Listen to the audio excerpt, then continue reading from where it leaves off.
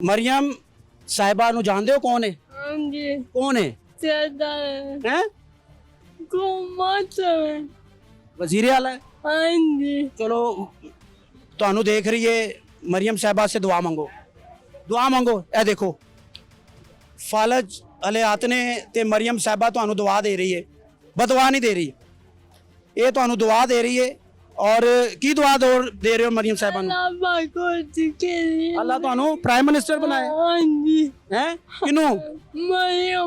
ਮਰੀਮ ਨੂੰ ਹਾਂਜੀ ਤੇ ਕੀ ਕਰੇ ਤੁਹਾਨੂੰ ਤੰਗ ਨਾ ਕਰੇ ਤੰਗ ਆਗਾ ਹੈ ਤੰਗ ਨਾ ਕਰੇ ਹਾਂਜੀ ਇਸੇ ਤਰ੍ਹਾਂ ਹੀ ਹੈ ਦੁਆ ਦਿੱਤੀ ਹੈ ਨਾ ਹਾਂਜੀ ਆਪਣੇ ਵਾਸਤੇ ਵੀ ਕਰ ਸਾਡੇ ਵਾਸਤੇ ਵੀ ਕਰ ਤੇ ਮਰੀਮ ਸਾਹਿਬਾ ਵਾਸਤੇ ਵੀ ਕਰ ਹੈ ਤਾਂ ਕਿ ਇਸ ਮੁਲਕ ਤੇ ਅੱਲਾਹ ਤਾਲਾ ਰਹਿਮ ਕਰੇ ਆਮੀਨ ਇਸ ਮੁਲਕ ਵਿੱਚ ਸੈਲਾਬ ਆ ਰਹੇ ਨੇ ਇਸ ਮੁਲਕ ਵਿੱਚ ਤਬਾਹੀ ਹੋ ਰਹੀ ਹੈ ਅੱਲਾਹ ਤਾਲਾ ਇਹਦੇ ਤੋਂ ਸਾਨੂੰ ਬਚਾਏ ਆਮੀਨ ਆਮੀਨ ਕੀ ਹਾਲਾਤ ਨੇ ਸਰ ਪਾਕਿस्तान ਵਿੱਚ ਤੁਸੀਂ ਆਏ ਹੋ ਕੀ ਵੇਖ ਰਹੇ ਹੋ ਇੱਥੇ ਕੀ ਨਜ਼ਰ ਆ ਰਿਹਾ यहाँ पे तो बड़े बुरे सिस्टम है।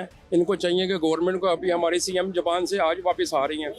तो जापान में उन्होंने विजिट किया। जापान के लोग तो कहते हैं वो काम करो।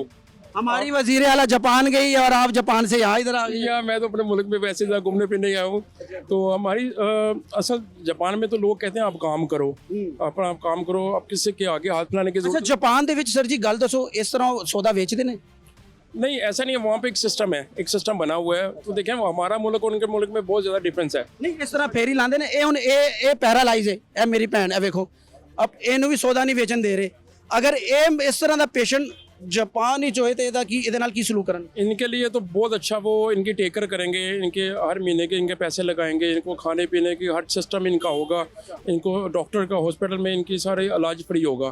ये भी इनके ऐसे तो हमारे मुल्क में ऐसा होना चाहिए। ਇੱਥੇ ਕੁਝ ਵੀ ਨਹੀਂ ਹੈ ਇੱਥੇ ਇਹਨੂੰ ਇਹ ਵੇਚਣ ਨਹੀਂ ਦੇ ਰਹੇ ਔਰ ਉਹਨੇ ਬਕਾਇਦਾ ਲਿਖ ਕੇ ਲਾਇਆ ਵੇਖੋ ਕਿ ਮੇਰੀ ਮਦਦ ਕਰੋ ਮੈਂ ਕੀ ਆ ਮੈਂ ਹੱਥ ਦਿਖਾ ਮੇਰੀ ਭੈਣ ਦੋਵੇਂ ਹੀ ਮੈਂ ਇਹ ਵਾਂ ਦੇਖੋ ਇਹ ਇਹਨਾਂ ਦੀ ਦੁਆਵਾਂ ਲੈਣੀਆਂ ਚਾਹੀਦੀਆਂ ਨੇ ਕਿ ਬਦਵਾਵਾਂ ਲੈਣੀਆਂ ਚਾਹੀਦੀਆਂ? नहीं इनकी तो दुआएं बहुत ज़्यादा लेनी चाहिए। इनको भी जितने भी हमारे भाई हैं इधर इनकी मदद करनी चाहिए। और हमारी गवर्नमेंट को भी चाहिए कि जो हमारी सीएम है उनको भी चाहिए इनका एहसास करना चाहिए ऐसे लोगों का। ये देख लें ये अपने हाथ पाँव इनके काम नहीं कर रहे ये मेहनत कर रही हैं। 4 बेटियां ने दिया तो अल्लाह ताला ने इनको पता नहीं जन्नत भी दी हुई है। तो ये हमारे लोगों को सोचना समझना चाहिए। हमारी गवर्नमेंट को सोचना चाहिए कि इनके लिए कुछ ऐसा करना चाहिए। ये देखें मेहनत कर रही हैं इनका हक है। ये मैं बड़े दिल से खुश इनका मैं देख रहा हूँ इनको काफ़ी देर से देख रहा था कि ये खुद मेहनत कर रही हैं। ये किसी के आगे हाथ नहीं फैला रही। तो ऐसे दुनिया में इंसान कम मिलते हैं। तो हमारी भी गवर्नमेंट को चाहिए। इधर लोग हैं मैं यूट्यूब पे देखता रहता हूँ।